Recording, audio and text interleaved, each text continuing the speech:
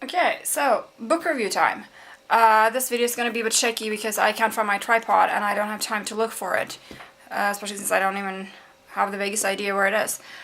So I'm just gonna hold the camera like this and hopefully try to make this video not too enormously long. The book I'm going to talk about is this one. Whoops. Stallo by Stefan Spjut. It's a Swedish book. I've read it in Norwegian. And I have to say the Norwegian translation is incredibly good. Much better than I would normally expect from a Swedish book translated into Norwegian. So if you're thinking of reading it in the Norwegian, don't hesitate. It's wonderful. And I'm doing this review in English because the book has not been translated yet, but according to my research, it's going to be published in English in, I think it was July next year. It's going to be called The Shapeshifters, and the author's name is Stefan Spjut. And it's just, I just read it, finished it a few days ago, and it is so good that I just really want to do a review of it, to recommend it. Brief plot outline. It takes place mostly in the north of Sweden, the far north, Lapland. And it's about different people who seem to not be connected at all, but of course, during the course of the book, become connected in some rather profound ways. First of all, there's a family who have their father/grandfather was like a wildlife nature photographer who also believed in trolls. Of the northern Scandinavian Sami style variety, Stallo. The Stallo people is a Sami thing. The Sami believe in the existence of this, or used to believe, as far as, I don't know, in the existence of this people, and they're, yeah, trolls. For all intents and purposes, that's as good a word as any. Supernatural creatures. And this guy, the grandfather, he took a picture of one once on his trip, taking aerial shots of beautiful northern Sweden. So he believes in it. And his granddaughter, who is basically more or less the main character, she believes in it too. And she runs a website where she posts stories and pictures about what may or may not be actual trolls, sightings, stuff. So she's a cryptozoologist, basically.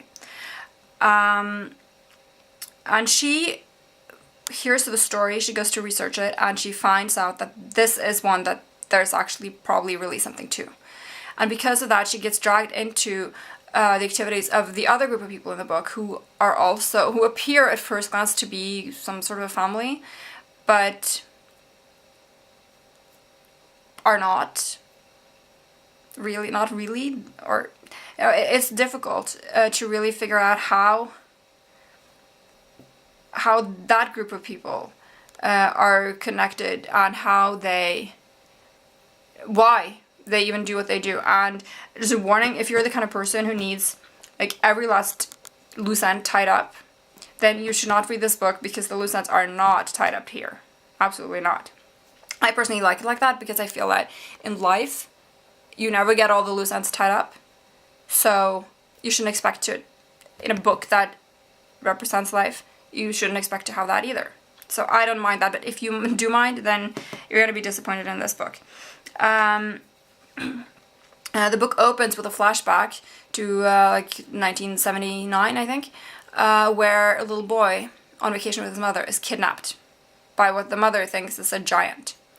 And when we're back in our time, another little boy is kidnapped.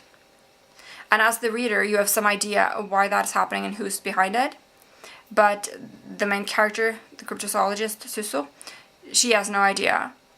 But she feels that she has been involved in it somehow. And she decides to try to get to the bottom of it when, in her opinion, the police are not doing everything they should. And it turns out, of course, that there's a lot more to it than she knows, and it's actually pretty dangerous to get involved. But by then it's too late, of course, when she finds out. And the one thing that I have to say about the book that's negative is that it's kind of slow. It's, as you can see, it's kind of a brick. In this edition that I have, it's 530 something pages. And it's kind of slow in that it took a long time for the author to give the reader enough information to start piecing together what's actually going on. I thought so. I don't know that much about the North Scandinavian folklore and legends, the Sami stuff. I don't know that much about it, so that may be why I wasn't able to piece it together until I'd read like 200 pages.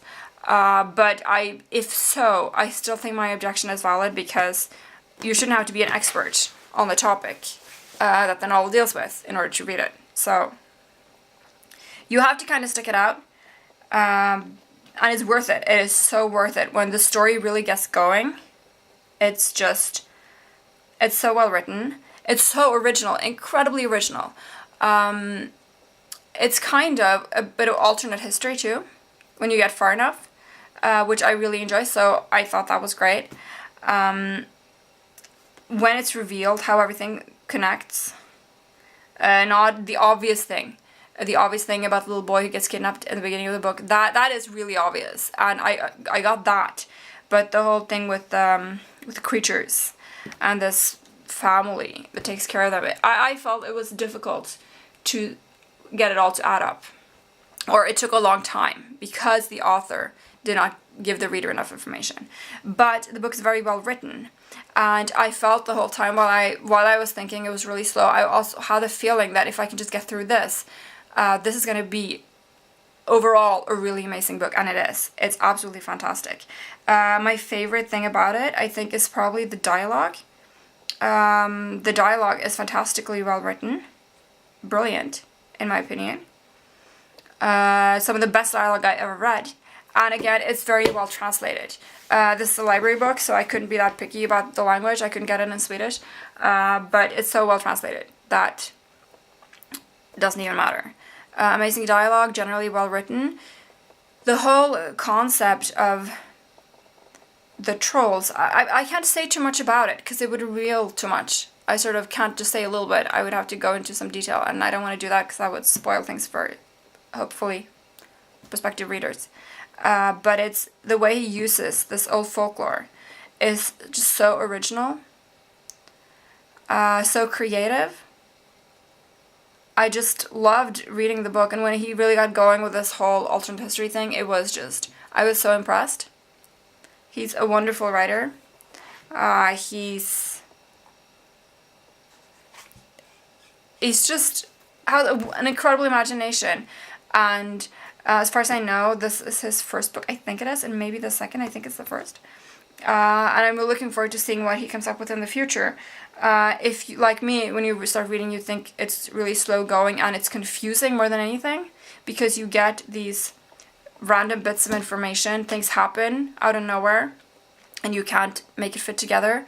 I totally agree, that's how I felt, but keep at it, because it's going to be so worth it once you get far enough that things start making proper sense.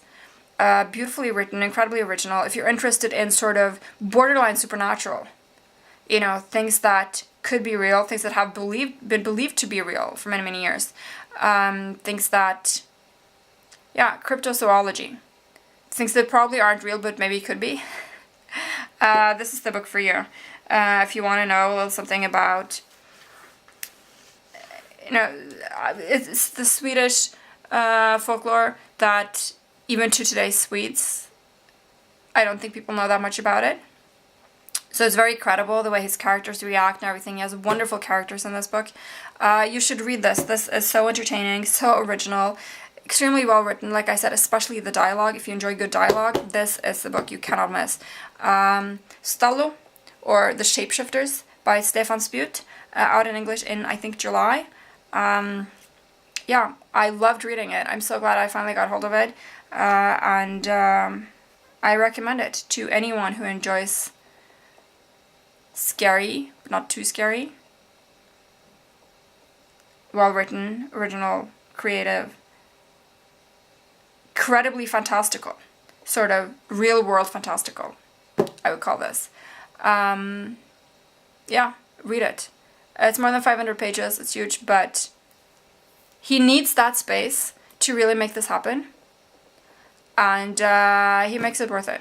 It's a slog at the start, but once you get going, you really get going. So, Stallo, The Shapeshifters, read it.